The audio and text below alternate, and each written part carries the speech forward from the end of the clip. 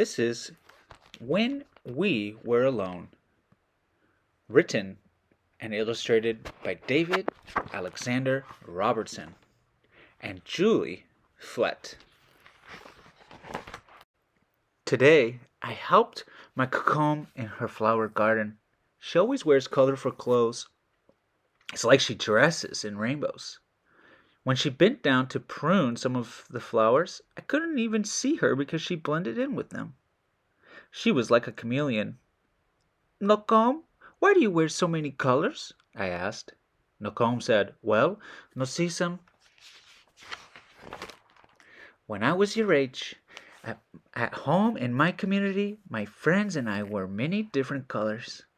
But at the school I went to, far away from home, they gave us different clothes to wear. All the children were dressed the same, and all our clothes weren't colorful at all. We all mixed together like storm clouds." "Why did you have to dress like that?" I asked. "They didn't like that we wore such beautiful colors," Nocombe said. "They wanted us to look like everybody else." But sometimes in the fall, when we were alone and the leaves had turned their warm autumn hues, we would roll around in the ground. We would pile the leaves over the clothes they had given us, and we would be colorful again. And this made us happy. "Now," Nacombe said, "I always wear the most beautiful colors." After I helped with the flowers, we went over to the back gate. There were vines covering the gate, and they reached all the way to the ground.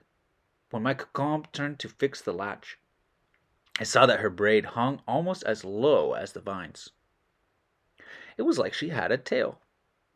"Nacombe, why do you wear your hair so long?" I asked. Nacombe said, "Well, Nocissum,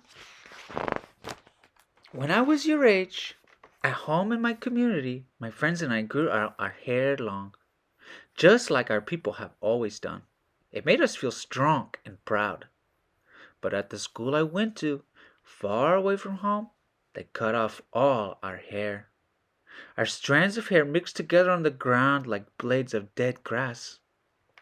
"Why did you have to wear your hair like that?" I asked. "They didn't like that we were proud," Nacombe said. "They wanted us to be like everybody else." But sometimes in the spring, when we were alone and the grass had grown so long and thick in the field, we would pick blades from the ground. We would braid them into the short hair they had given us, and we would have long hair again. And this made us happy.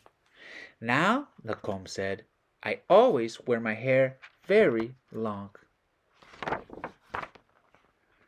After my Cacombe had fixed the latch, I followed her to the birdhouse. There was a bird flying through the air like a jingled dress dancer. She fed the bird and whispered, "Na pinyasis mikoso tamisi kitian da maskisian," and her words sounded just like a poem. "Nacombe, why do you speak in Cree?" I asked. Nacombe said, "Well, Nocissum, when I was your age, at home in my community, my friends and I always spoke our language. But at that school I went to, far away from home, they wouldn't let us speak our words. All the children used their strange words, and we didn't understand them at all. Our voices blended together like a flock of crows." "Why did you have to talk in their language?" I asked. "They didn't like that they spoke our language," Nacombe said. "They wanted us to talk like everybody else." But sometimes in the summer, when we were alone and our teachers weren't anywhere around the place we were, we would whisper to each other in Cree. We would say all the words we weren't allowed to say so that we wouldn't forget them. And this made us happy. "Now," Nacombe said, "I always speak my language." After our gardening work was done, I sat with my Cacombe in the backyard. Her brother came over and sat with us. He comes over all the time.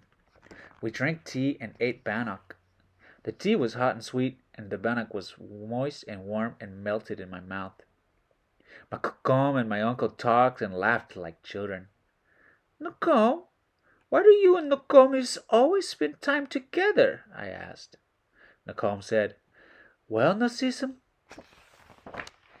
when we were your age, at home in our community, being with family was the most important thing. We played with each other, did chores together, and shared everything.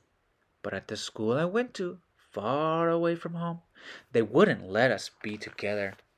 My brother and I were separated like day and night. Why were you and Nakombi separated? I asked. They didn't like when we were with family, Nakom said, because when we were together, we thought too much of home.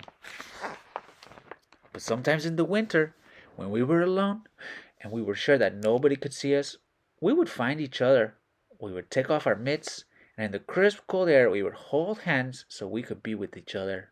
And this made us happy.